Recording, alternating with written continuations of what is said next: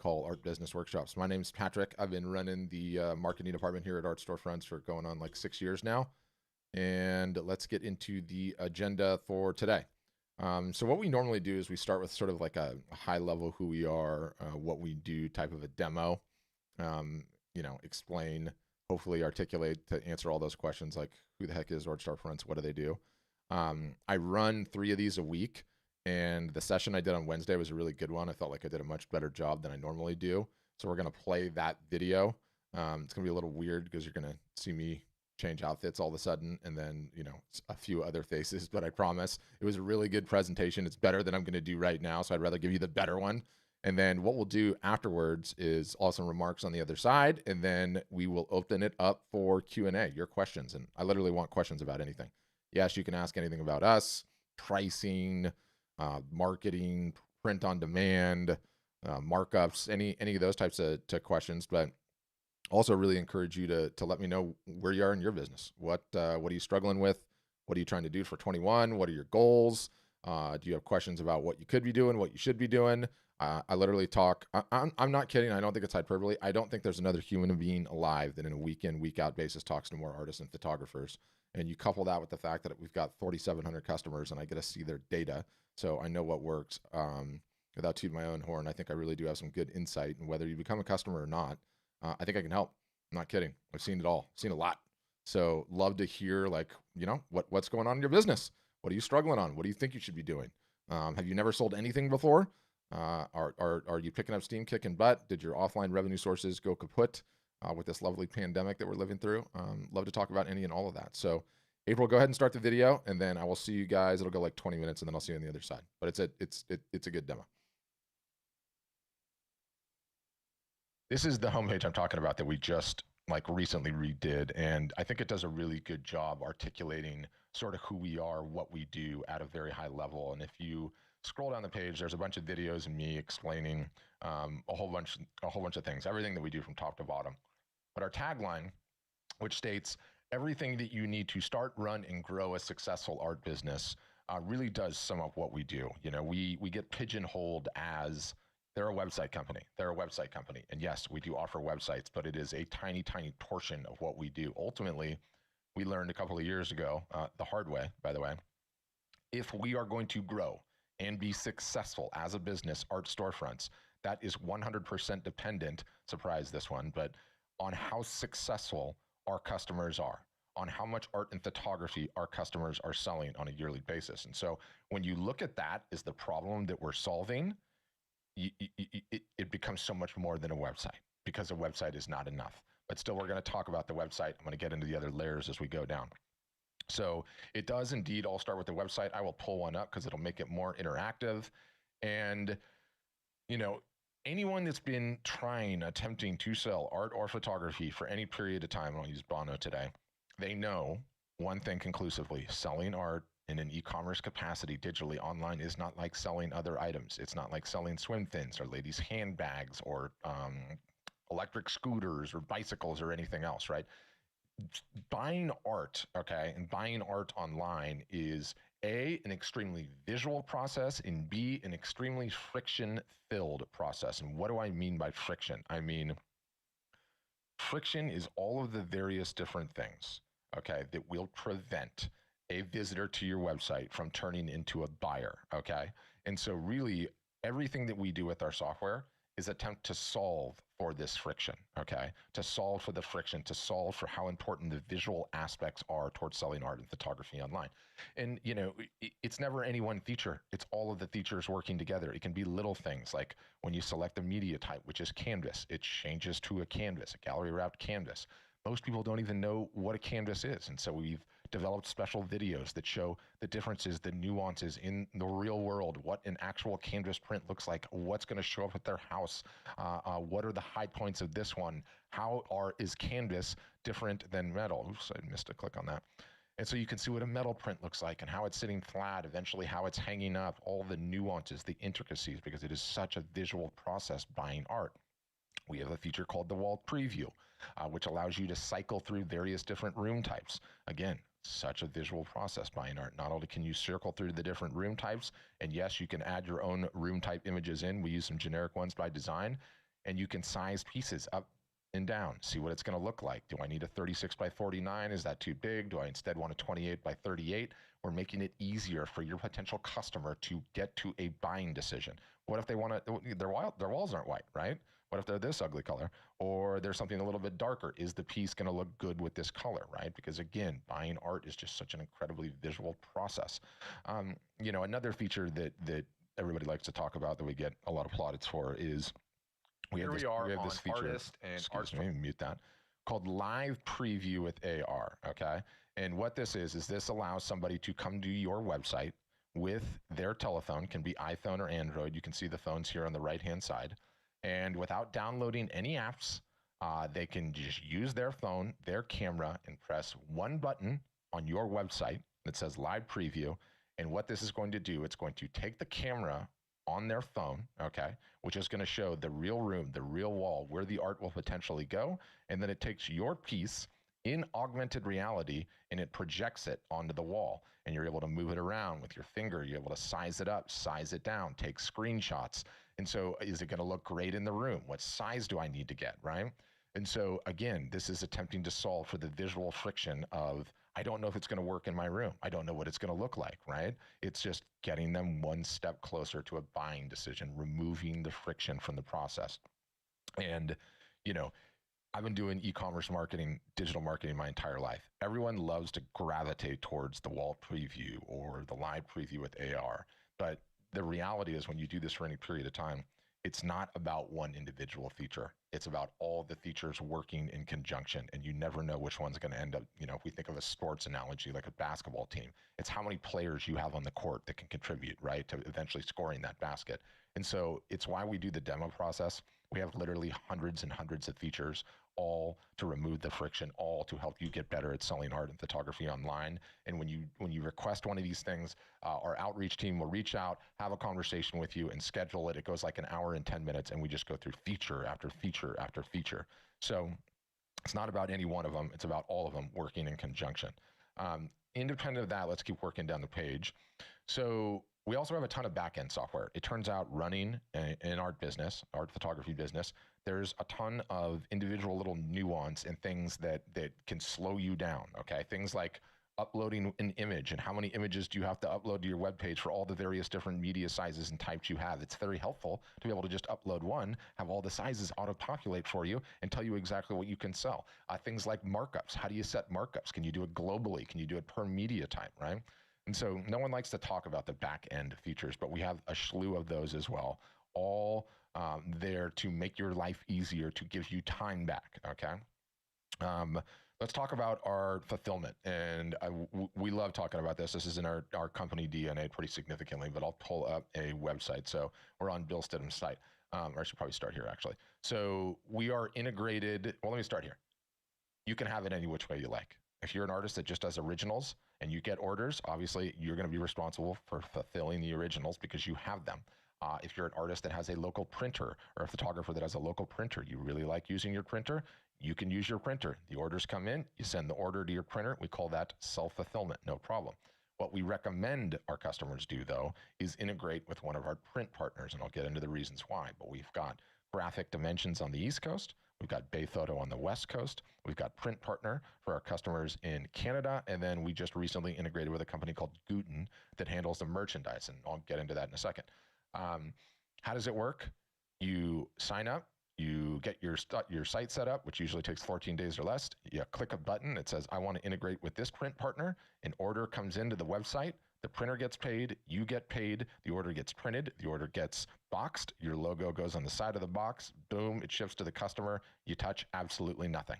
There's nothing you have to touch, nothing you have to do. All happens automatically. And again, it's to give you back that amount of time.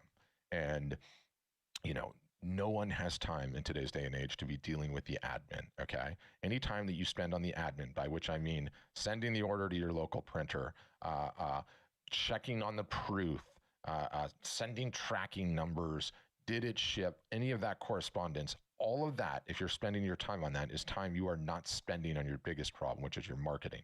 So we really believe like streamlining sort of this drop shipping, print on demand, automated fulfillment is a very, very wise decision if you want to create successful artists and photographers.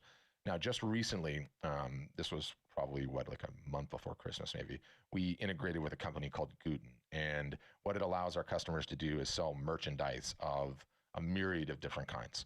Hoodies, iPhone cases, tank tops.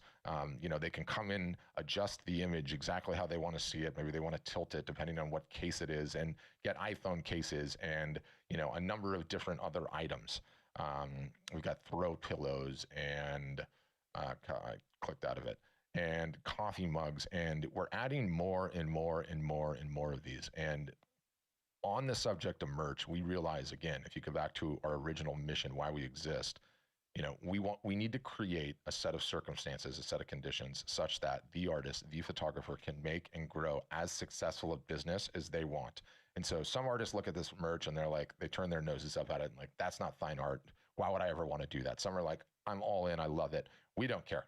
Our job is to provide as many different opportunities for artists and photographers to be successful as possible. And we've been totally blown away by how much of this stuff actually, believe it or not, sells. And some of it is higher margin than you would think. Like a throw pillow is $44. And what does a tote bag cost? I think a tote bag costs $38. So sell it or not, you have every opportunity imaginable available to you. If you want to have it all, and kind of like Bill does here on his site, where you have your fine art media types across the top, and then you have the merch all in one product page, great. If you want to have individual items in the store, you want to have your artwork, fine, and then you just want to have a line of phone cases. If you want to have one for a couple of weeks and then turn it off, you can do any and all of that, and it's one click to turn it on at any point in time. It's automated. It's completely automated in terms of fulfillment, and that's not going to change. And we realize, again, like, artists and photographers are essentially just creators, right? You're just creators, and you have a talent. You have a talent with a brush, or you have a talent with the lens. You want to monetize that talent, okay? So again, our job is to give you as many different opportunities to be able to monetize that talent as possible. So that's how we go about it. And again, it's a debate about when to use it or when not. But somebody on one of these sessions earlier was like, who's the greatest rock band of all time? I was like, no, who? He's like, the Rolling Stones. He goes, guess what the Rolling Stones have at their concerts? I said, what? A giant booth for merch. He's like, they sell hundreds of thousands of dollars of it a year. If the Stones sell it, I'll sell it. So anyway, I thought that kind of stuck with me. It was fun. So that's our print fulfillment. And I should say too that we're adding calendars, and we're adding puzzles, and we are adding photo books. And to be honest with you, if they come out with a line of hot air balloons, we'll add hot air balloons too, right? Because again, it's creating a set of circumstances such that the artist and photographer can be successful. We don't care where the success comes from. I don't care if Brian gets into business and he's the number one iPhone selling case guy of the entire United States. He's got a successful business, right? So not for us to decide. Support. We believe we have best-in-class support. If you took a look at our Facebook ads and you scrolled through the 350 of them, you'll see more positive responses for the support than just about anything else. We're very, very good at this. Yes, it's in all the venues you think it is: email, phone, chat support. But in addition to that, kind of what I'm most proud about is we run 6 days a week, including Saturdays, Zoom sessions, just like the one you're on right now, okay? And you can pop into one at any point in time with any support-related issue and get fixed, get unstuck. There's screen shares. They can take over control of your computer and just get you sorted instantaneously. So we're very, very good at it. Not only do we support our application, we ask you guys, we teach you guys marketing all year long, and which I'll get into in a second. What if you're having a problem with Facebook or with Instagram or with MailChimp or with your Facebook ads? We actually support that too. You can pop into a Zoom session and say, hey, Patrick, I'm stuck on my Facebook ads. I'm getting this message. Can you help me? And our team will get you unstuck. That's an amazing thing. There's not many companies that do that. So I'm very, very proud about that. That's in terms of the overall website picture. And we essentially do all of that, okay, to give you your time back such that you can work on the biggest problem that every single solitary person on this Zoom call has, which is their marketing problem. You need to get better at it.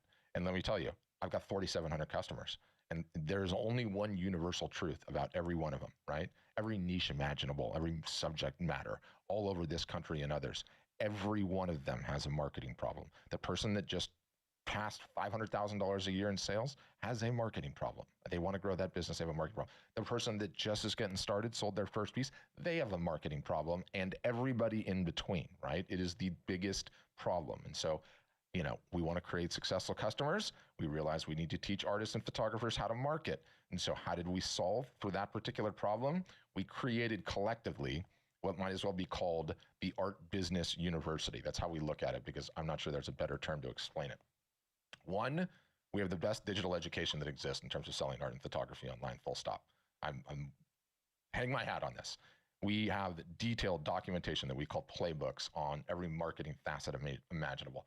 How to run an email campaign, how to run a Black Friday sale, how to go live on Instagram, how to go live on Instagram and Facebook at the same time, how to go live on Instagram and Facebook at the same time with your laptop on a cell phone. Detailed, step-by-step, audio, video, screenshot documentation. If we're asking you to send emails, we will give you the email copy. You just adjust it to taste for what you're doing. So the playbooks are incredible. They're very robust, and they're very focused on teaching you how to market. We pair that with a 365-day-a-year marketing calendar, okay? It has on it beginner, intermediate, and advanced. You take on what you can take on. You're never not knowing what you need to be doing on a week in, week out basis. You start doing, first, you're overwhelmed. You're like, I've never done this. This is crazy. How am I going to survive? And then you fight through it, and you got through the beginner level, and then you take on the intermediate, and then you take on the advanced. The majority of our customers follow this doggone near verbatim year in, year out, because it works. It's effective. Not only does it tell you what to do, but it solves for one of the other greatest pandemic of our lifetime, the shiny object syndrome, okay? Not only does the calendar tell you what to do, it tells you what not to do, okay? What not to be spending your time on, right? And how do I know this? One, I'm very good at digital marketing. Two, we have 4,700 customers, and I get to see all of their data. I can tell everyone on this call conclusively, out of the 4,700 customers that I have not seen anyone turn a positive ROI on marketing on Pinterest. No one is making any money from marketing on Pinterest. So I'm going to tell you, you don't have to worry about Pinterest. I see you laughing, Mary. I do not want you spending any time on Pinterest, period. Waste of time. So too with SEO, okay? So the calendar is equally powerful on what you need to focus on is what you ignore, okay? It's what you ignore, and that's a big deal.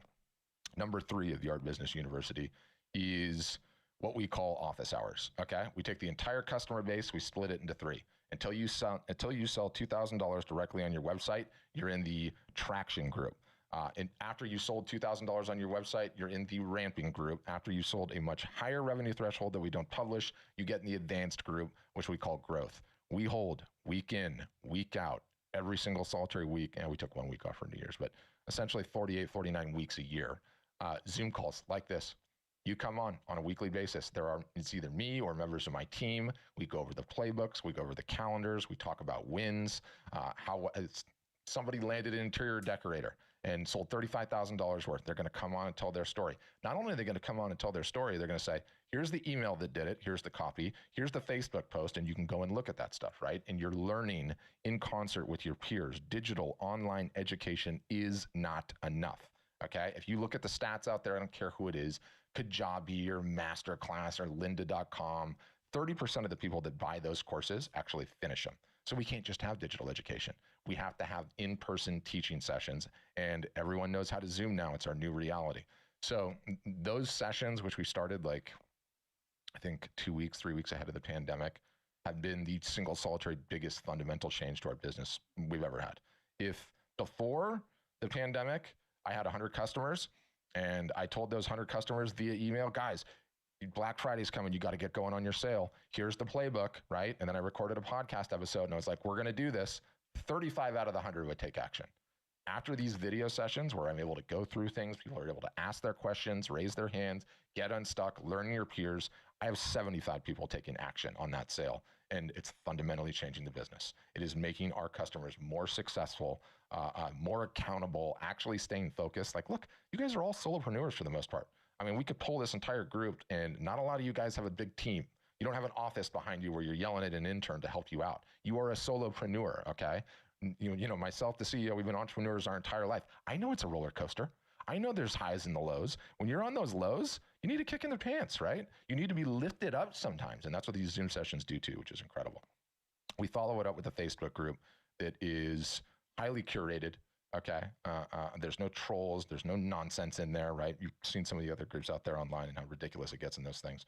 And artists are sharing with other artists, photographers are sharing with other photographers, the people that are in the landscape niche are talking to others in the landscape niche. Hey guys, what do you think of this new direction? What did you use in terms of pricing? They're publishing their wins. And so sometimes you can't just hear it from us, the official company mouthpiece. And so it's nice to have a whole bunch of people that are doing this same journey at the same time, helping each other out, sharing, what are you doing here? What are you doing there?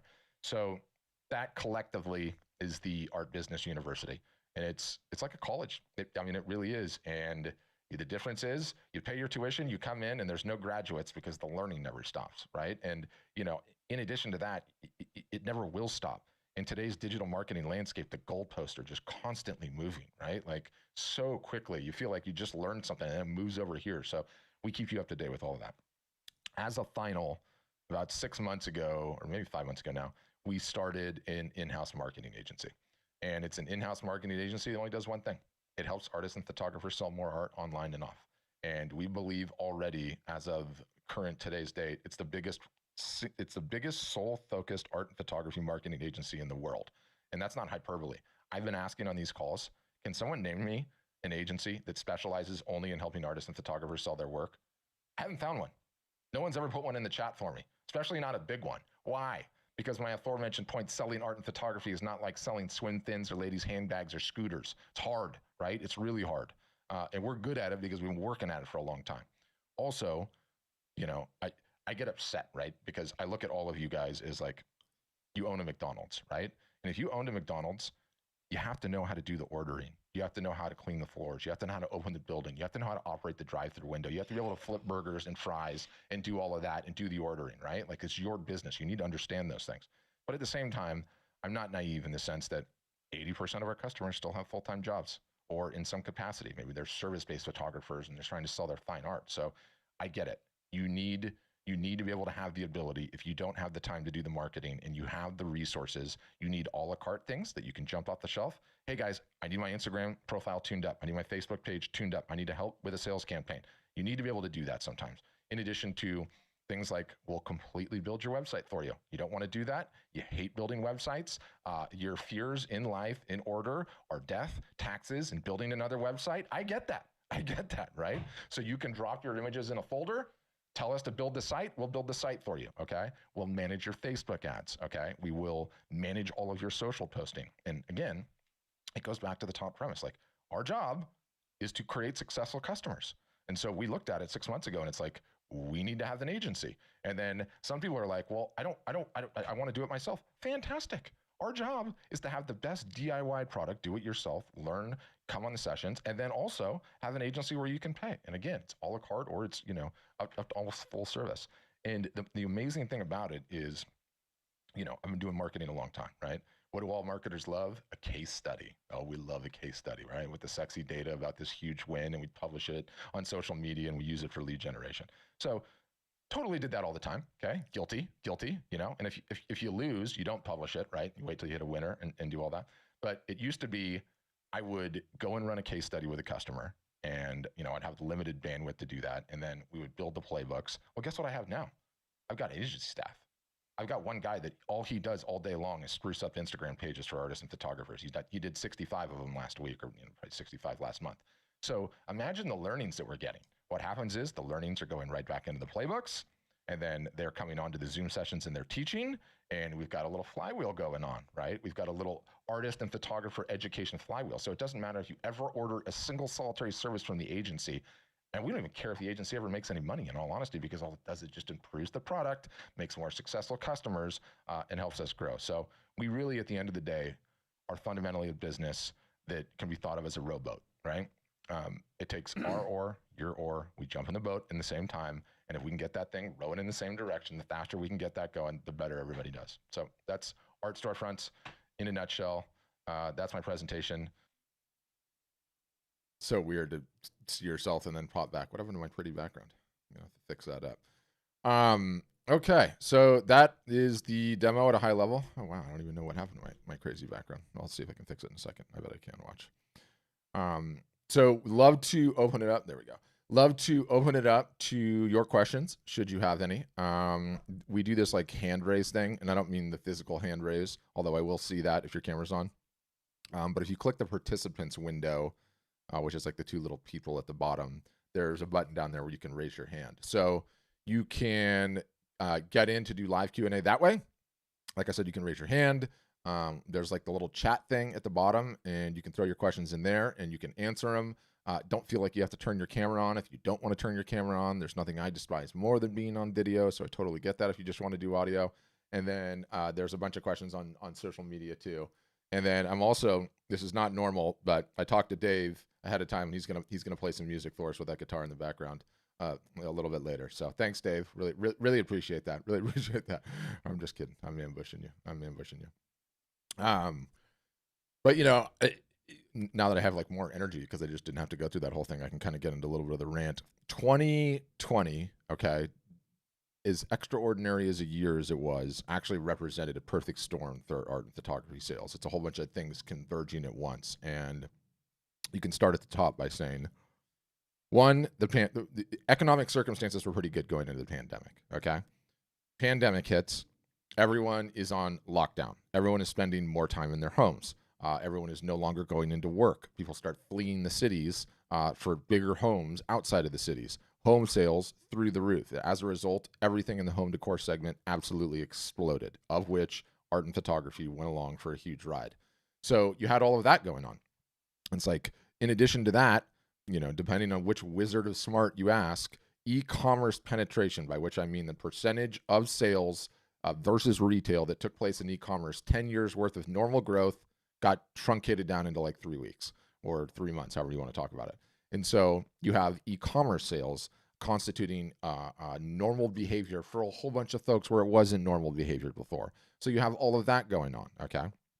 And then you talk about, here's this massive demand for art, okay? Here's this new massive demand for e-commerce shopping ability, people spending enough time in their house that they're finally ready to do something about it. And then here are all the venues where you can purchase art. All the galleries either closed, shuttered, or no one's going to them. All the shows and fairs gone, completely taken off the market. And so it just represented this giant delta. And it continues to, right? Like, we're now, like, the United States is doing okay. It's doing better, certainly, than Europe. Like, London's in like level 3 lockdown or whatever else. But it doesn't seem like we're getting out of this so soon. So it seems, at least early on here in 21, the same perfect storm that existed is still going. And it was certainly representative in our data. Our data is a little bit skewed because we grew pretty tremendously last year. And so we have way more customers than we did the year previous. But the Q4 art sales, and like the number one true north metric that we track as a business is called GMV, gross merchandise volume. The total of whatever artist or photographer saw on their site. This Q4 versus last Q4, we grew about 300%. And so the sheer amount of art that was being sold on our platform is absolutely striking. And again, you don't have to take my word for it. Like, every single solitary home decor company, if you look at their figures, it's just like explodes through the roof. So, I think there's not a whole lot you have to get right as long as you don't get the one thing wrong. You need to be selling direct, you need to be marketing consistently, and you need to be building your own attention. Yes, fans, yes, followers, yes, emails. You do that, you're on the path that no matter what happens, no matter what comes down the pike, you're in a good situation, a good place. So, okay, Jay Martin, you're up first on the questions today. I unmuted you. I'll let you know when you get it. You have to hit the mic in the bottom left-hand corner, but I'll tell you when you get it. Are you there, Jay Martin? Yep, gotcha. I'm here. If I'm only interested in selling originals, Mm-hmm. can you turn all of the merch and the print stuff off? Yeah, of course. Of course. Can you sell only originals and then select a few pieces to offer as prints? Yes, absolutely you can.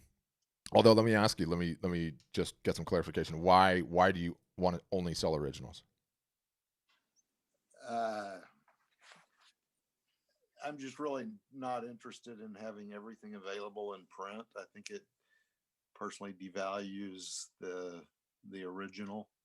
Is that your firmly held belief, or did somebody tell you that? That's my personal belief. Okay, I'd push back on that one super strong. My first of all, the platform is set up such that anybody can do anything. So You do not have to listen to me in my dictatorial tones that I'm about to get into. I imagine that attempting to grow and sustain a photography business or a fine art business in today's day and age is a difficult prospect, period. When you go into it with the mindset that I'm only going to sell originals and that's it, I believe you're going into a fight with one arm tied behind your back. And, you need as many different revenue opportunities as humanly possible. Okay. Number one. Number two, you should always ask yourself in your business, a great premise to operate under is this a reversible decision? Yes or no? If it's a reversible decision, it's very easy to make because you could turn it off 2 seconds. So if you were on board and I was helping you and I was advising you, I would be like, Jay, you are going to get out of the way, get out of your own way, turn all of the prints on. Whoever told you it undervalues the work is full of it. Okay. Call me and tell me who that person is. I'd like to talk to him immediately. All it does is increase the value of the original. The more prints there are out there increases the value of the original, at least from our data and from what we've seen. And again, I'm opinionated. You can push back if you like.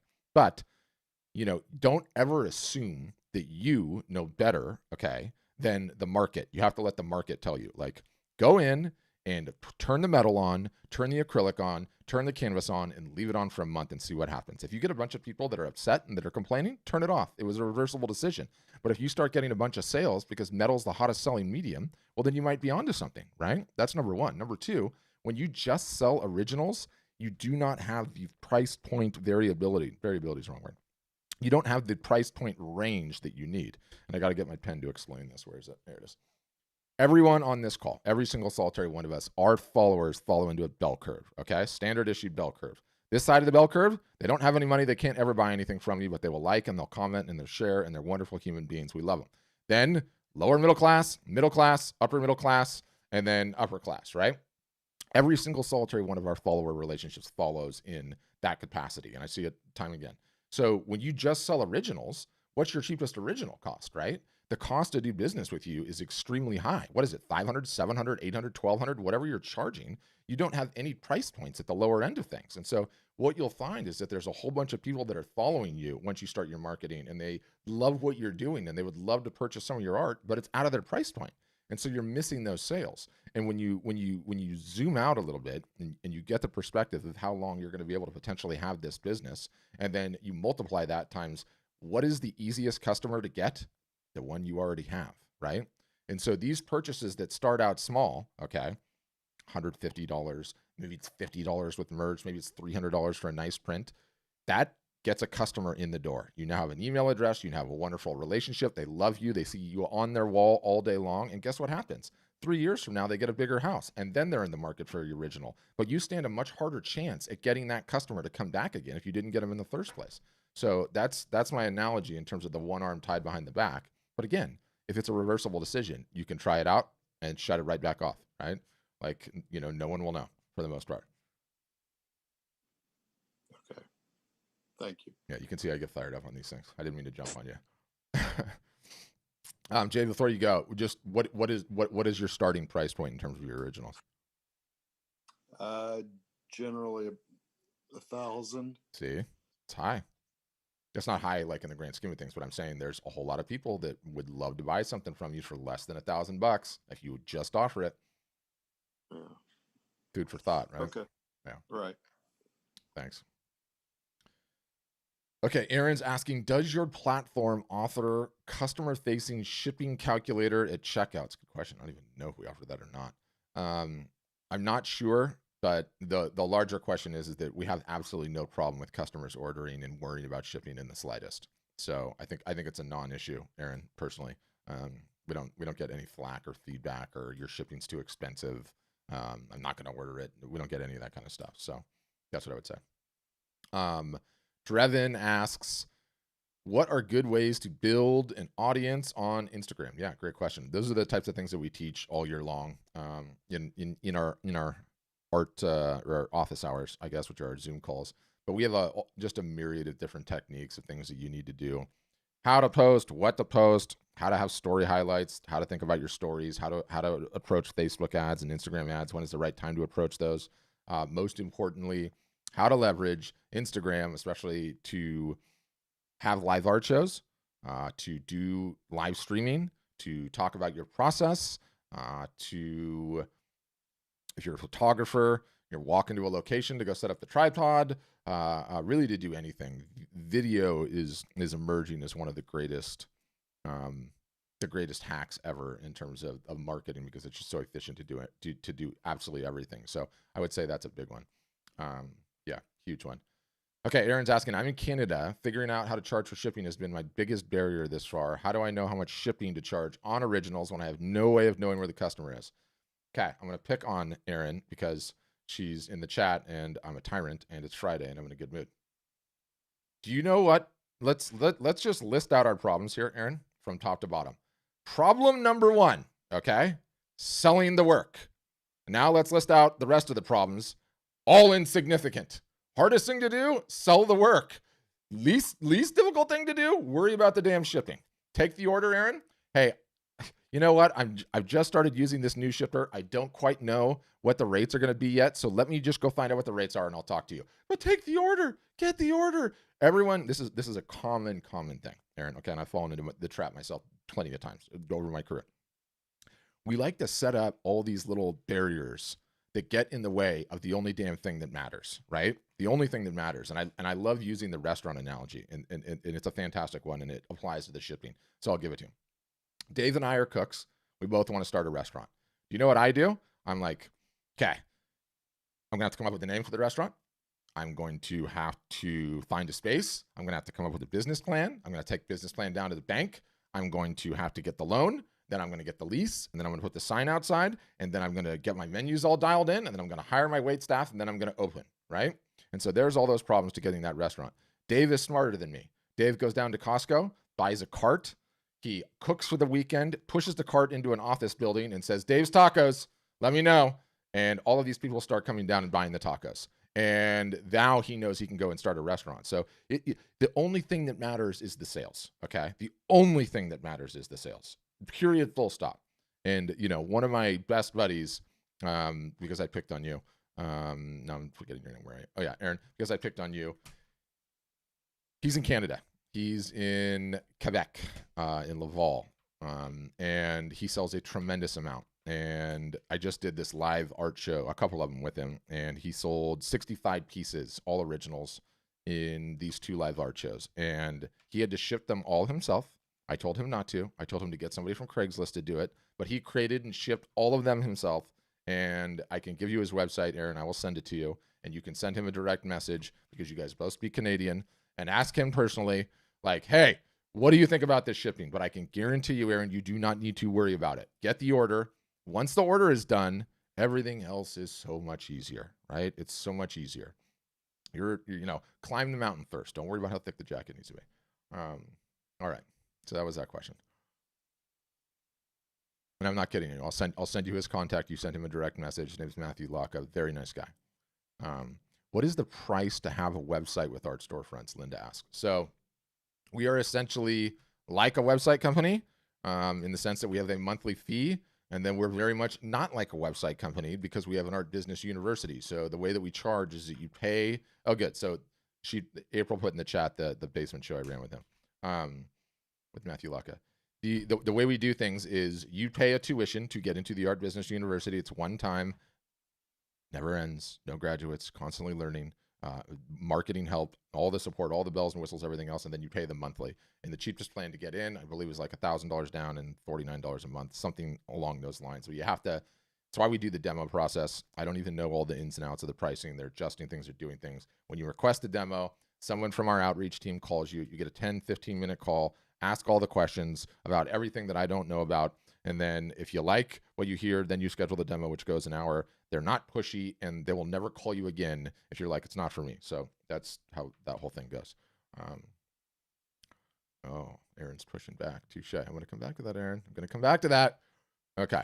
I mainly do pastels and pencils. How do I get my work to the print company? I'm concerned about high resolution. Love that too. So we've got one guy. It's one of the cool things about having like a Facebook group. We have one guy who's an artist, and for 35 years of his life, all he did was photograph artwork for reproduction. And he wrote an amazing article. I have it on the clipboard, Aaron. So April. So I'll just throw it in here right now. I'm just going to put it in there right now. He literally goes through how to do it with an iPhone, all the way up to getting it professionally scanned, to doing it with your own SLR, how to think about lighting, how to think about all the rest of it. Absolutely amazing. So again, though, this gives me, you guys get to see what my mantra is, because the question here, and it's only saying K, so I can't address your name. Okay, Kathy's asking. Oh, you're right there in front. So I'm going to unmute you, Kathy. You'll have to hit the mic icon on the bottom left. Yes. Okay, so the same advice I gave Aaron fits for you, right? So do you know what I would do? If I were in your shoes, I would pull out that cell phone you have in your pocket or your purse. I know you have one. We all have one. I would photograph the work with that. I would get it up on the website. I would wait until I got the order. Once the order came in, I'd be like, Kathy, you're not going to believe this, but I'm about to get all my work re-photographed. It'll be a much higher quality reproduction. Would you mind waiting a couple of weeks till I get that done? You'd be like, no, I'd be happy to wait. Then I'm rushing out the door, finding the guy that can photograph it, getting it photographed, right? But you have to sell it first. But you can start with an iPhone, no joke, I'm not kidding. Or you can do the professional scanning route, and there's like a whole bunch of routes in between. But it's not as hard as you think. The question I now have is, okay, so I don't want to, I've got to put the picture up. I got to get it to you so you can put it up in the system. So I'm not going to run down there and get new prints, but even just getting it to y'all. Yeah, I mean, straight up shoot the cell phone stuff, put it up, and get it in the store. That's it. Okay. That's it. And then wait and worry about the rest of it until you get the orders. Okay. Yeah, I know it's no one ever thinks that way, right? No one ever thinks that way. And I talk to hundreds, and it's like, you know what? I'm gonna get going. I'm gonna get going this year. I just got to get all my work photographed, and then guess what happens? Couple 2-3 days, couple 2-3 days turns into a couple of weeks, turns into a couple of months. It's not up on the website. You're not doing any marketing. It's like, it's these things that just get caught in your way and prevent you from taking any forward steps, when the only thing that matters is doing the marketing. Yeah. Well, Yeah. I appreciate that. Yeah. That was my biggest concern, is how do we get the product that we sold to them, Yeah. high enough resolution when it's a print to make it worth doing. Yeah. I mean, let me ask you this. Have you sold your art to people not named mom, dad, brother, sister, best friend? Oh yeah, I've sold it to all kinds of people. I do portraits a lot. Got it. And then I do things with people. They're not actual portraits that have been commissioned, but they're people in different things. I've got all kinds of different, but I use pastels, and I can't ship them, just rolled up, because they'll be a mess. Right. Right. You know. Yeah, I'm sure there's a way to do that. I'm surprised I don't know what that is off the top of my head. I'm sure we could find out. We definitely have some pastel artists. But I would say, in terms of the reproductions, if you've already sold and you know you've sold well, I would just get them professionally scanned. It's not even that expensive. It's like $50 a piece. 50. Yep. And then once you have it, where do I go? So it's all that information's in what you're gonna send me. Yep. I mean, there's a whole bunch of local ones that you could use, likely, depending on where you are, or you can send them to one of like the big dogs, right? But again, we got to make sure that however we send those things, the dust isn't coming off, as it were. Right. Yeah. Okay. But there's, I guarantee somebody figured that out in our group. I'll actually, April, make it a follow-up item. I'm actually curious. Post that in the group and to see. April's with me on the call, by the way. Not you, April Terry, but hi, April Terry. How you doing? But okay. Okay. Yeah.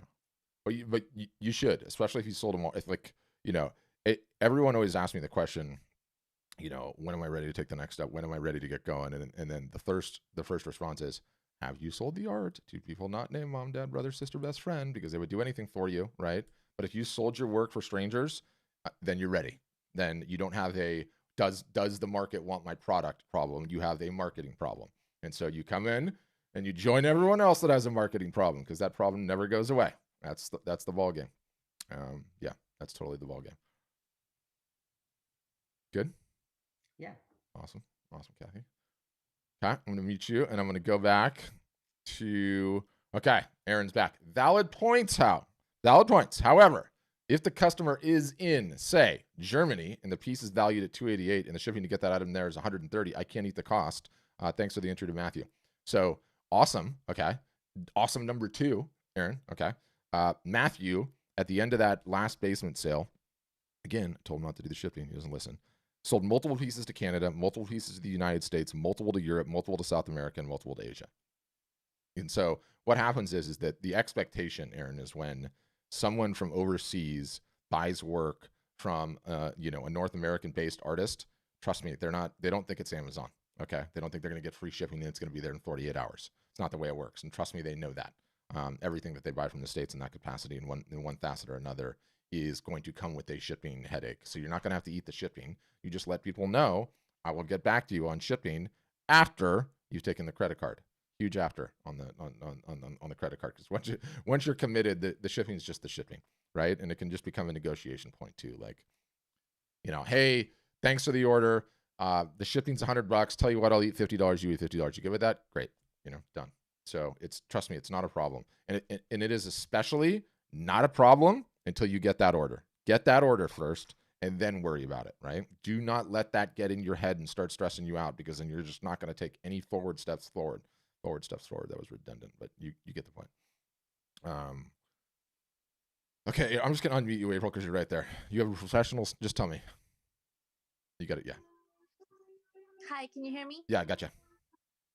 All right. So, my question is, I went and paid for a scan of a piece that's very large. It was Okay. a mural, and it was in separate pieces. Okay. And so it got photoshopped in the middle. Mhm. But I don't know, like, the quality of it, how good a quality of it is. If I did a print, I'm wondering if I could get like a sample print first, because I have this scan that this money for, but it will too big for me to upload on the site. No, not at all. Or Not at all. if it is, can I order like a sample to make Yes. sure it's good quality before I put it out there and sell it to people? Yes, 100% you can. 100% you can. My guess is if you had it professionally scanned, you have 0.0 to worry about. And this is another thing that artists get so hung up on, right? And it's like, which is not to say you're hung up on this, April. I'm just saying big picture. Like, you get so terrified about the quality and is the color going to match my color exactly? And what I would tell you is the buyers never know. Never, ever, ever know. They do not know. Now, I'm not saying to take it out of your, if it was supposed to be green and the color is blue, yeah, we got a problem. But if it's instead of CMYK161.141, it's off by 3, everyone's going to survive. But yes, you can order a sample and see what it looks like. And we can even put a link into the chat if you'd like. That was my concern. I was concerned that it wasn't a very good scan, actually, Mhm. and it ended up being expensive. But also, to answer Kathy, I know she was saying she does pastels Yeah. and shipping. So I don't know her size, but I also sell portraits, and UPS offers a box. It's a document box where you can put the pastel and it floats in the middle of the box. It's an insert that goes into a box that you can get. See? Boom. For shipping past. There we go. Very helpful. We have like this like little upload to print store. If you have a local printer, I would just take it to your local printer if that's easy, because then you can look at it. But it's also to get a sample. Yeah, but it's also very easy to do. Where are you? Are you in the US or Canada? I'm in Utah. You're in Utah. Yeah. So I would just upload it to, we have this site, April put it in the chat, the other April, which is asfprints.com. You can upload it today. You could spend like $50-$60, get a small one, see what it looks like. Or if you wanted to do it on paper, you could do it on paper for probably like $20 or $25, right? Like, you spend all that money on the scan, you might as well see what it looks like. Okay. I'm interested in, I know I saw your email saying that you're offering packages where you can build a website for us and do all that stuff. Mm-hmm. And I read your thing that you have for the $69.95. Do you have anything that's just a little bit less than that, like around 5,000? Yes. That's similar? Yes. There's like a whole bunch of different plans and bells and whistles, and they're totally dealing right now because it's the first couple of weeks of the year. Have you requested a demo? I'm not sure. Like, I called and I talked to a guy on the phone, and then he's emailed me, but I don't know. Does that mean I've had one or? No, that definitely doesn't. No, you would know because it's like an hour-long experience and everything else. My April, search in Salesforce for this April, and see that we have a record on her, April Terry, and then we'll have somebody call you. But what you're going to do when you get back on the phone is you're going to be like, whoever it is, I was on the Art Business Workshop with Patrick.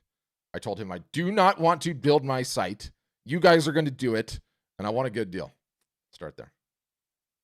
Yeah, I think it was Reed who Yeah. emailed me about it. Yeah. Reed, who has one of the most ridiculous looking mustaches in the history of mankind. That Reed. This is didn't not a see his mustache you face. forget. I mean, this is like Tom Selleck times 10. I mean, this thing is legendary. Legendary. But okay, we'll have him reach out. We'll have him reach out. And I'm sorry, and Aaron's saying too, like maybe you haven't gotten the follow-up. We got like slammed at the end of the year because every year it's like New Year's resolution time, right? And like everybody just, for whatever reason, it just explodes and then everyone's on short time. So we got a little overwhelmed and we extended a bunch of the deals. I can't even remember. I can't keep enough of it straight. But whatever the deal was before the year ended, it's still going. So you're okay there. But where did you do the mural, by the way? Just out of curiosity, it was like a diptych or a triptych or something, like all those different canvases. Yeah, it was a diptych, and it was an outdoor mural for a city, and then they were gonna auction it, but because of COVID, it never got auctioned. Mm-hmm. So it's stuck in my shed, and I don't really know. I don't know what. I mean, maybe I could sell it online. I don't really know what to do with it. I'm like, I was waiting to do like another show with it, but I'm like, I don't know if there's. I know. Kind of up in the air, but people have requested prints, so I'm like, would it be bad to sell prints of it? No. Yes. Notice how anytime I hear anything revenue related, I'm like, yes, 100%. It's funny because like my job, okay, all day long, success, okay, GMV, gross merchandise volume. It's why I said the hot air balloon line. Like I've come to the realization it's damn hard to make it with any business, let alone art and photography. And so, when I hear revenue sources, I get very excited. I don't care if it's originals, commissions, prints, merchandise, classes, teaching people how to paint, teaching people how to run their business, any of the above. Don't care. Like find a revenue source that's working and go all in on it. So if you have people that are saying, I want to get a print, the next thing I want you to say is, here's my PayPal, here's my Venmo, and take the payment. Take the payment. Do you think there's an advantage to putting together a group of work and putting together like an online show, or do you think it's okay to just sell one piece at a time? I think there is an advantage to taking a forward step today. That's what I think there is. Don't talk about it. You want to do a show? Wonderful. Let's do a show. I'll teach you how to do a show. We have one of the greatest documentations on how to do a show you've ever seen. Online, offline, doesn't matter. I've got all of it. I want you to take a forward step. If you've got people that want to order those prints, I want you to email them after this call and send them your PayPal, send them your Venmo, take the deposit, and get the order. I want you to do that today. Straight up. Sell those. And then I want you to get your website online, and then we can talk about all those other things. But I want you taking the forward steps. That's the whole ballgame. It's going to be your year, April. See, I'm full of optimism right now because new year, I'm fired up. I'm doing a dry January, which is really annoying me, but I'm feeling good about myself. Well, yes, that's what you need to do. And I see you smiling. I know that's you know that's what you need to be doing. Right? Like, Well, I'm thinking about it because I did have in mind, I'm like, well, I should get like a few things up, but no. What is the bare minimum you need to get started? One piece on the website, because every additional piece you release is another marketing moment, right? Hey guys, just released 2 new pieces to the store. I'm up to 3 now. Fine. Fantastic. Because, everyone thinks like the big moment is getting the site up and getting live. And I'm here to tell you that is not the big moment. You get the site up, you get it live. No one is going to see it because you've never spent any time marketing. No one is going to care either, right? So it's years from now is when it matters. Years from now is when it matters. So you got to just get started, get the site up. One piece is the minimum, and don't take it cynically either. I don't care if you sign up with us or not. You need to get a site up. You need to get the art on the website. You need to start selling it, take the orders, and go from there. You'd be surprised how much motivation when you hear that little cha-ching on your PayPal, on your Venmo this afternoon when you send those emails, April. Take those print orders. I'll have their emails. That's the thing. I just posted that I was doing it, and it just got shared. Like a ton of people shared it, and then I didn't get anybody's emails. They just said, "Hey, please, done." Instagram or Facebook? To auction, but it never went to auction. Instagram or Facebook? Well, both, but Facebook mostly where I get most people just. Wonderful. So you're going to go right back to the post. You're going to go right to the comments. You're going to go send message. Hey guys, opening up the prints. Here's my PayPal. Here's my Venmo. Let me know. Every single solitary one. Send those. That'll take 10 minutes. 10 minutes. Pour yourself a cup of coffee after this is done. 10 minutes, done with that. Then Instagram, same thing. I don't know how much. I don't know how much I would charge. Yeah, that's okay. What the price point is. That's okay. So April, my April is going to put asfprints.com in the chat. You can upload the thing. Okay. It will tell you all the various different sizes you can do. It will give you the prices on the media types. And what I want you to do is I want you to mark each one up 250%. I only want you to do 3 options. Okay. Do 3 different options. I want you to offer it on metal, canvas, and a fine art paper. You're not taking notes, April. Okay. I have to write this down. Okay. Okay. You're going to. All right, tell me when you're ready. I love that. Keeping it simple. Just do 3 options. 3s. Rule of 3s is just nice. It's just nice. There's just a nice symmetry to it, I think. And I actually did want to do it on a metal. So yes, metal is like mega sexy right now. You know what? I can punctuate this with actual merchandising. Hold on, I'm going to show you.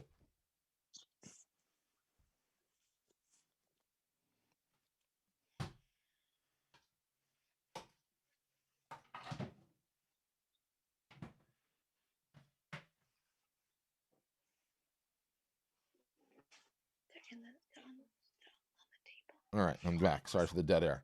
So, when you show the fine art paper, right, and my green screen makes it a little wonky, so ignore the wonkiness.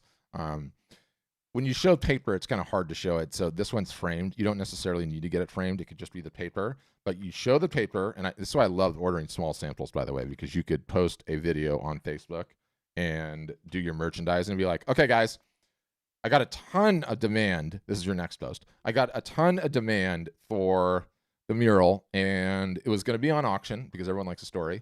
And because of this dumpster fire, COVID we're in, no auction. So I've decided I'm going to run my own auction, but not really. I'm just going to start selling the prints. It's in a fine art paper, quote the price. It's in a gallery wrapped canvas, ready to hang. It's also available in metal. And metal's the new sexy kid on the block, and you can zoom in and out of your phone and your camera. It's ready to hang. Not only that, I'm going to sign the back of each metal print with a special note. Mark each one up 250%, and then say DM me, okay? DM me, send me a message on Facebook. You can email me if you like, text me, send a Raven, messenger pigeon, whatever, and, negotiate as you need to on each one, but know what the prices are and do it. You could do that today. You would have orders today, I think. How would I know what sizes to do originally? So just pick. Yeah, just pick. When you upload the actual high resolution image, it will tell you all the various different sizes that you can do. Our system will, and it's at asfprints.com. And then just pick 3. Small, medium, large. Done. And if you're really sketchy about it, like this entire order, okay? Do you see this small? I don't have my tape measure, but these are all really small for a reason because they're really easy to show on video, right?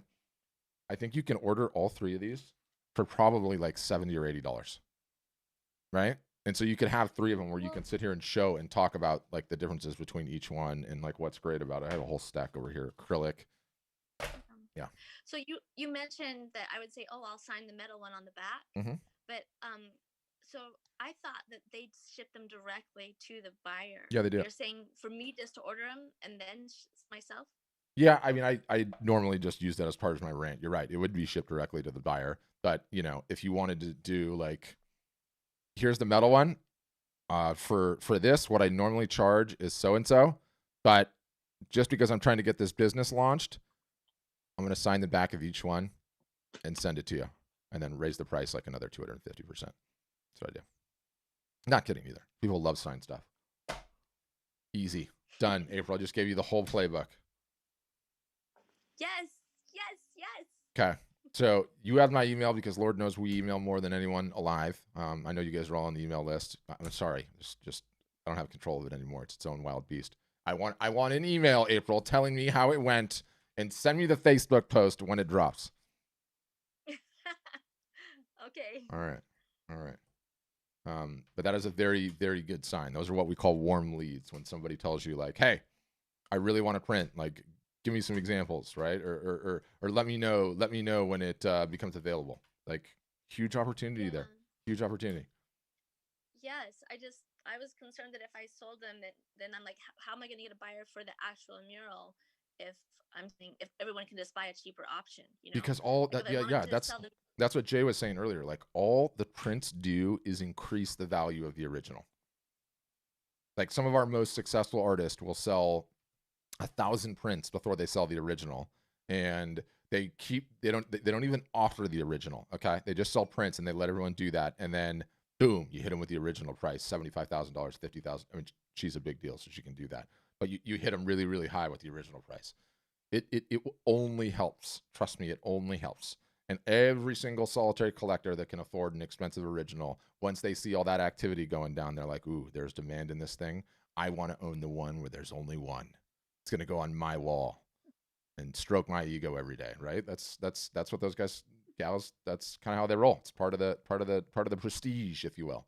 Everybody wants, a one of a kind. Okay, cool. Thank you, Patrick. Yeah, it's my pleasure. And we'll have somebody reach out to you too.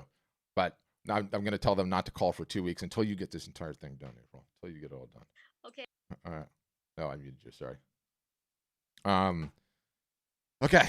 What else? Questions in the chat. How do I go from jab, jab, jab? I love that you're saying that, Drayvon. I like Gary V too. Jab, jab, jab to right hook. I got around 20 likes for finished pieces on IG. I get around 20 likes for finished pieces on IG on Instagram. That's the problem with likes, though, right? What my favorite line is, I'm gonna grab April and we're gonna go drive down to the ATM and I'm gonna ask her to show me the button on the ATM machine for likes. No button on the ATM machine for likes. You can't press likes and have it spit out anything resembling cash. But what you can do, Drayvon, is what we like to call hand-to-hand combat, and it just basically means things that don't scale. Best way to think of it is like, yeah, you can send an email blast to your entire list. What is the thing that doesn't scale, that it's not easy to do? Writing a personal email to every single solitary person on your list, right? So when somebody leaves a really positive comment, okay, on an Instagram post or a Facebook post, and not all positive comments are the same, okay, that's important context, but someone's like, wow, I'm really, really dig this piece, I'm really interested in it, great work, then you immediately send him a message back on Instagram, a DM, direct message, and you'd be like, make me an offer. Or why don't you buy it? Right? I mean, my buddy Laka is like mega pushy. And, I have access to, a quick aside, I have access, and this guy sells a lot of art, okay? But he's also very talented. I'm gonna show you for context because I can do this with the magic of Zoom. This guy's got major skills. And I'm thinking about him because I was talking about him with Aaron earlier. He's got skills, right? Like really, really crazy talented dude. But anytime he gets like oh my gosh, that thing's amazing, I see in his messenger, he does it all the time. He's like, it would look great on your wall. Why don't you buy it? Right? And he just shuts up and it just says that. And he does it all the time. And you when you get a really warm lead, you don't want to let it sit. You want to follow up on it. And you don't have to be pushy about it, right? Like you can do you. Laka does him. You can do you. Drevin, you can just say, hey man, Patrick, thanks so much for that positive comment. If you ever have any interest in purchasing any of my work, I'm just a DM away, right? And just do that. But on likes alone, probably not worth it. But on like a really positive comment where you detect some buying intent in the slightest, then boom, send them, right? Boom, send them. And then in terms of if you're marketing all the time and you're not having a sale when the time is right, and he references this thing called jab, jab, jab. There's this marketer named Gary Vaynerchuk that says jab, jab, jab, right hook, which is a boxing analogy. And the thing that most artists and photographers do is they're just running around right hooking all the time, which is like, sale, buy now, BOGO, buy one, get one free, 15% off, expires in 24 hours. And that's what every single solitary post is. And that's what a right hook is, right? That's the sale. Drevin here, on the other hand, is just doing the jabs, meaning he's posting his awesome content and he's talking about his process and he's talking about what paints he loves to use if he's a painter. And, he's doing live painting and he's just posting content and posting content and posting content and being awesome and never asking for the sale. The whole point is the jab, jab, jab gives you the audacity to swing to the right hook. Stated succinctly, That means that, yes, you post regular content all the time. You do that marketing. But when it's time to ask for the sale, you have to ask for the sale. You have to have the sale. You should have had a Black Friday, Cyber Monday sale. You should have had a pre-Black Friday sale. You should have, coming up, the next greatest art selling day of the year outside of Q4, Valentine's Day. It's coming. So what I want you to do, Drevin, is to announce your coming Valentine's Day sale, okay? And I want you to announce it today. There's your jab. Say for, 2 weeks only, starting on such and such date. It should start next week, to be honest with you. Go directly for that sale. Okay. Marguerite's asking, where's the best place to sign your art, left, right, or bottom? I know customers like them signed. Should it be large or small? I enjoyed painting. 5x7 is my favorite. I've never heard anyone caring where it's signed at all in the slightest. You can sign it wherever you like. You sign it right, left, or you can be Marguerite, the one signs it right in the middle, and that could be your calling card. That is how you'll be known. It's the gal that signs the paint in the middle. Yeah, it doesn't matter. It doesn't matter. You should do. You have the artistic talent to paint that thing in the first place. The last thing you need to hear from me is artistically how to get that signature on there. I trust your judgment. Just sign it and don't worry about that. And when you're doing prints, you can do not signed. You can do signed and printed, or you can also do, one price for a print with a digital signature and one price for a print with an original signature, which is a cool thing to do too. Okay, Michelle's asking, can you recommend a good digital art scanner in Florida? What would I need to have in order to create larger images for multi-printing? I'm assuming that's diptychs and triptychs and the like. Yeah, we could, if that article is in there, I think there's even scanners that are referenced in there. Or you can email me, Michelle, and I'll ask somebody who the scanner is in Florida. I guarantee there's somebody. Might make it a little bit easier if you can drive all the art over there and get it done that way. But I have a lot of people that just have the photographer come to their house too and do it that way, and they don't even do mess with the drone scanning or any of that nonsense. But the article that we have, I'm sure I put it in there actually earlier, but I'll put it in here too. And you don't have to worry about writing these links down. By the way, we send you an email. See my aforementioned point about the fact that we email more than anyone in the history of mankind. But we email you after this with all of the links and a link to the replay and all of that jazz. But hold on, I'm going to put it in there. There it is. Photographing artwork. It's really good. That'll give you a whole bunch of food for thought. And yeah, that's right. So AJ, I'm a programmer and a web developer. Still was a better investment for me to. Yeah, AJ, you're already a customer. I want to hear. We got to talk about the Alexa skill. I love that. So we got customers on here leaving comments. But yeah, okay, that looks like it on comments in there, guys. Any other in the chat? Anyone else brave enough to raise the hand? Okay, now they're coming in. Can I put other things in my store at ASF, like my e-course and my book? Absolutely. Absolutely, Aaron. Now I'm hearing additional revenue opportunities again. Absolutely. Like, yes, the whole website is set up for wall art, but it's also just an e-commerce shopping cart like everyone else's. You can put whatever you want in there, right? Whatever you want, any of it. And we have some artists that are actually like kicking butt selling the live painting stuff and selling like live art business teaching. And yes, you can sell books. Yes, you can sell literally anything. You can sell anything. So, and I certainly encourage you to do so. Again, additional revenue sources. It's just tremendous to have a business where, you can have these additional revenue sources, and it's so hard to get any one revenue source working, my goodness, in the first place. So if you've got one that's working at all, squeeze it as hard as you can. Yes, look for other ones. But that's the ball game. That's the ball game. The different price points, the different revenue sources, all amazing. Joel, you're asking for the replay link. We will send it as soon as this thing's over, in 30 minutes or so. Michelle's asking PDF, AI, SVG, JPEG. JPEG's fine. JPEG's totally fine. Ginger, you're asking, how do I start the website? Request a demo. The outreach team reaches out. There's links in the chat, or there's demo request buttons all over the website, giant orange ones. Yeah, Gene, you could sell how to paint videos all day long, right? Like, the beauty of having a store is that, you're not getting charged for any additional item that you have in the store. So is it a reversible decision? Yes or no? Yes, it is. You could throw that thing up there and see whether or not you get any action. Put it in the store, right? Why not? Okay, Christopher, I saw your hand. Go ahead. Christopher Wolf, you're up next. Is Pinterest a good platform to sell artwork on? I get a lot of followers on Pinterest. Yep. And how many sales have you made as a result of Pinterest? And you don't have to answer it. It's a rhetorical question. I'll answer it for you. Probably made 0 because Pinterest is completely worthless to market art on. I have 4,800 customers. None of them are returning any ROI whatsoever from marketing on Pinterest. That's not to say you couldn't crack it and there's not someone that hasn't cracked it. I just haven't seen anybody do it. And, you know, anytime, Christopher, when you're getting involved in a business, you know, you're going to have all these various different venues where you can do your marketing, right? And even if one of them works or could work, you know, i.e. Pinterest, I can tell you conclusively that is not the best use of your time because there are higher ROI channels that you can be in, namely Facebook and Instagram. They have all the attention. It just works.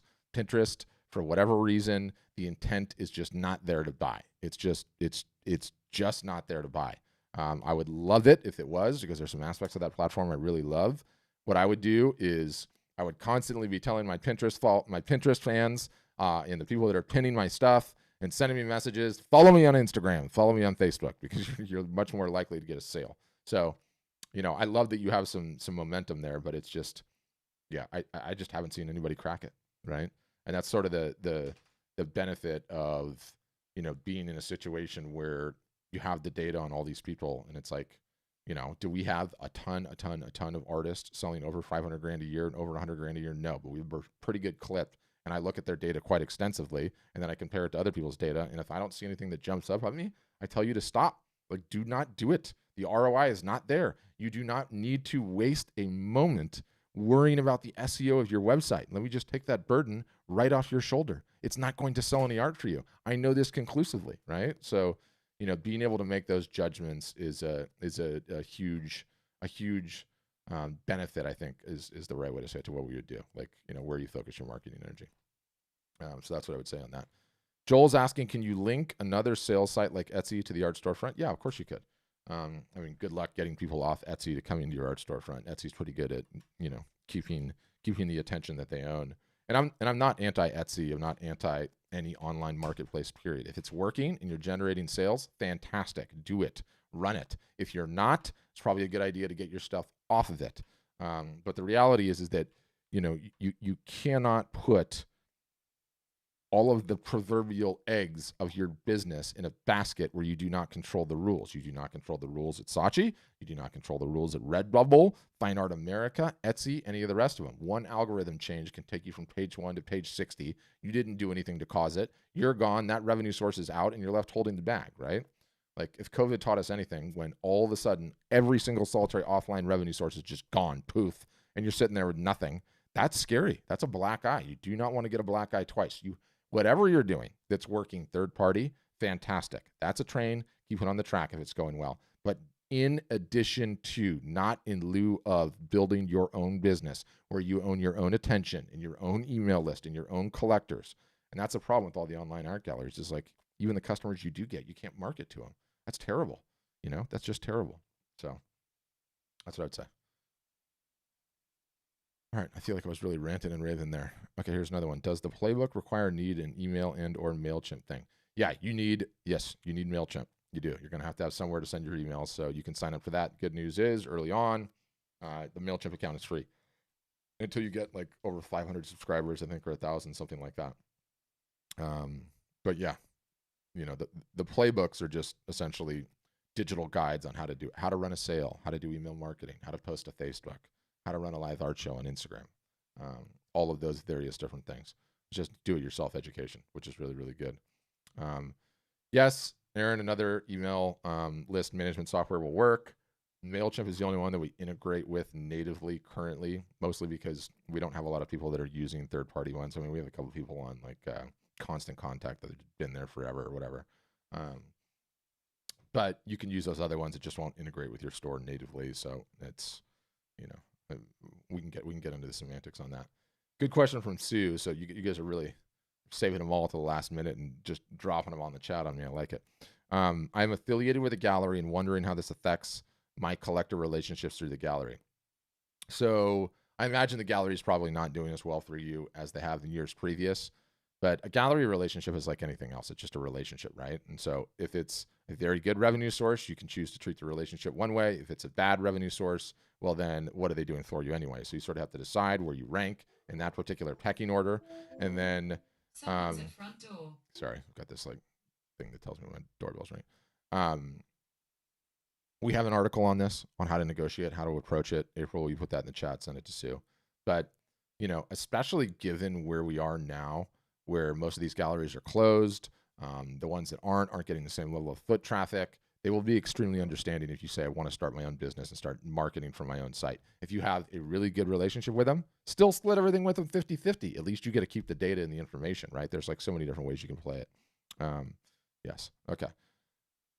I'd rather pass that to fulfillment. Do you have the ability to send test samples of prints? I haven't seen the quality of my stuff in large format. Yes, we do. You can use ASF prints, or once you become a customer, it's really easy to get samples, guys. You don't have to worry about, in April, this goes to YouTube. You don't printing, like 30 years ago, there was an art form to it. Okay. There was a major art form and a major difference between one print house and the other. There's no question about that. Fast forward to today. They all use the same machines that calibrate their screens. Same one, okay? They all use the same printers. They all use the same inks. They all use the same paper. There's no drastic differences between humidity of the inside of the warehouse and everything else. And so, they all produce essentially the same quality of work. And so the difference between one printer and another now is less about the quality of the work and more about the service, right, and the relationship. So printing has sort of just become a commodity. So you don't have to worry about the quality between one or the other. They're all pretty much the same in today's day and age, especially the big ones. So, you'll be able to get your work printed. You'll be able to see what the samples look like. I'm sure it will look amazing. If it doesn't, you're going to be the only one that knows. But that's what I got. Ginger, you get my humor. You get my humor, Ginger. You and I would get along. If it wasn't dry January, we could have a happy hour drink and probably laugh it up pretty good. All right. That it? Did I satiate you guys on questions? Feel pretty good about it? Good way to kick off the Friday, hopefully. Hopefully some positive steps. April's going to be selling some prints today. Feel good about it. Kathy's going to get her stuff photographed. Feel like we're making some... Oh, okay. April's got another one. All right, go ahead, April. So earlier you're saying, like, when people show interest, to counter back to them and say, hey, make me an offer, or, why don't you buy it? Mhm. So I think I do something wrong when it comes to that, because I've put that out there to people when they've showed interest, but it almost never ends up in sell. Usually they ask, well, I don't know how much that would go for. You tell me. They try to put it back on me. Yeah. And then I'll say an amount. And I don't know if they're just not in my belt, or whatever. But a lot of times, I just when I've had those conversations, it hardly ever ends up in a sell. And I'm wondering if you have any ideas about that. Yeah, I mean, I think your job when you get the the warm opportunity, which is what we call cold warm opportunity, when someone is like, hey, I'm really interested in that. You want to open the conversation, right, and at least see if no sales are coming from that. It could be a couple of things. One, it could be they're just being good friends and the work is not good enough. Straight up, could be. It could be that somehow you're sabotaging the sale in there, which I generally don't think so. But I think as long as you ask, you're giving it the legitimate shot, right? And again, you don't have to be pushy. You can do it your way, right? Like I would definitely be a little bit pushy, because it's me. You could tell I'm a little pushy. I'd be like, you know what? Make me an offer on this thing. Let's get it done. I think this thing would look great on your wall. Just let me know, right? Let's get a sale doing. I'll even discount it if you order in the next 24 hours, right? I'm a marketer. I have to do that stuff for a living. But you can totally just say, awesome. Like I said, thanks so much for the feedback. If you're ever interested in buying my work, just let me know, right? And then shut up and see what happens. And if they really want it, they'll come to you. Well, usually it's them approaching me and saying, hey, I'm interested in this. Yes. So I don't know if my price point is off. It'll say, well, this much, but I don't know. I just can't. I have a hard time closing the sell. Yeah. I get that. I get that. On Facebook, I do all the time, but on Instagram, for some reason, it's hard for me to close the sell. They'll ask, and I like what you said, though. Say if you order in 24%, I'll give you something like that. Yeah, and a lot of times too, you learn this through time. But it's like, okay, so let's say I sent you the Instagram DM or left you the comment. April, I'm super interested in this thing. It's a great piece. And then you come back on, you're like, hey, thanks so much. Which one were you interested in? What's the price? And then it's crickets. I come back and I say, hey, April, you know, I saw that you were interested in, and you didn't buy it. What price would you buy it at? And then shut up, right? And see if there's a price that they would buy it at all, right? And I love this. There's this line from Picasso, and it's like really early on in his career. And it was, in the beginning, my work did not sell for a lot, but it all sold, right? It all sold. And your creative work needs to go out into the world, right? If you can't make it move and you tried enough times, you have to pivot to something else. No one's saying you're a crafty artist. They're just saying whatever you're painting is not what the market wants, right? Like, you know, if I was a cook and I pushed my cart into the office lobby with my tacos and nobody ordered, I'd be like, tacos are out in this town, and I'd shift over to my burgers, right? And then I'd push my burger cart in. Like, sometimes you have to try some new and different things. You know, a lot of times too, like, you know, artists and photographers, and let's just say human beings, when we get into the psychology level of things, we feel like our creations are our babies, right? And, you know, I love macro photography of flowers. That's what I do. I love it. And so in your mind, you're like, this is the hill that I'm going to go die on. And then what you do is you try to sell this stuff, okay? And it doesn't sell. And we immediately view it as criticism. We're like, oh my God, my work sucks. I sucks. Nobody likes me. No, it's not that nobody likes you. It's, I'm sorry, we don't need any more damn macro photos of flowers, okay? There are 100 million of them out there. That is not a niche anyone cares about. No one's saying you're a crafty photographer, but the market is telling you they do not want this product, right? So you have to try something new sometimes in those cases. And when you learn that, you learn that, like, and let me go back to the Picasso. Man died, and apparently, historically speaking, new fact, would not talk to an estate attorney, would not do a will. That was like bad juju for him. He thought he was going to live forever. He just wouldn't do it. 45,000 pieces he had when he died, that his heirs, and, you know, he had like a bastard child, and it was a mess. But 45,000 pieces that his people had to fight over. And you look at that and you're like, wow, you know, that at the end of his career, that guy could have sold anything. Why didn't he sell 45,000 pieces? And he could have. But the larger point was, all of those were various different attempts at different styles, different looks, different niches. He wasn't doing 45,000 macro photographs of a damn Phalaenopsis orchid. No one wants that. Okay, there's someone better than that, than you at that.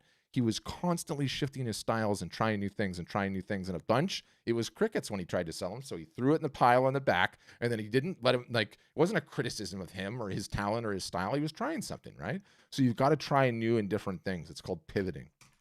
And it's a major thing that we teach too. And to be honest with you, the concept of pivoting is just as important for the artist that's never sold anything as it is for the person that's selling hundreds of thousands of dollars a year. Because you're only, you know, you're just one step away from your next greatest hit. And if you don't try some new styles, you'll never know. And tell me an artist, a famous artist, that didn't have a bunch of different styles over the years. Give me a break. They all do, right? So you got to try those different things. You got to mix it up a little bit. We had a guy that just paints rock stars. That's what he does. Paints rock stars.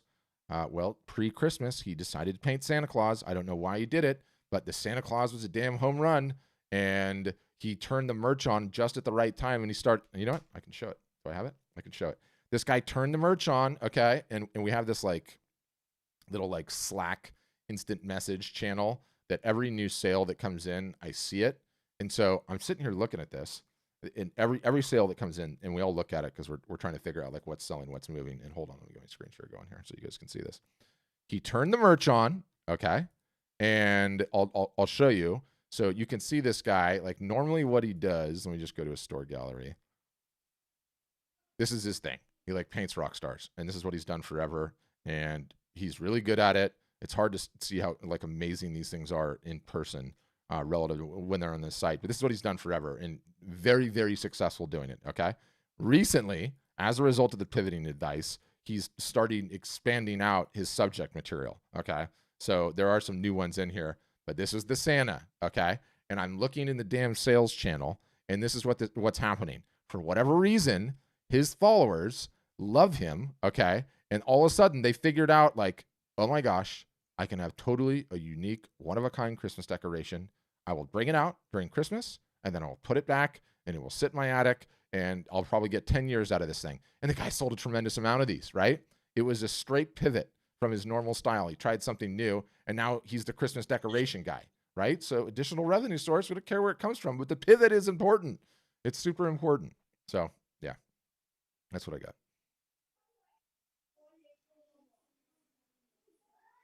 Ah, this is interesting, April. Someone's saying, Trisha Pena is saying, also, if Instagram people are not buying, it can be because they are artists, not buyers.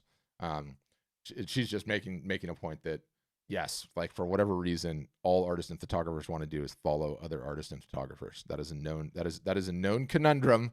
There's not a whole lot you can do unless you start selling things for artists and photographers. That's just one of the deals. But guys, thank you for today. Super fun session, super fun Friday. I hope you enjoyed it. Hope you learned some stuff. We'll all check back in with April in a couple of weeks, and we'll see what the sales look like. I'm optimistic. And from there, if you need to request a demo, we can help you out. Set up your website, all kinds of jazz. But other than that, everybody have a wonderful weekend. And the year's just getting started. Let's make it a great one. Thanks, guys.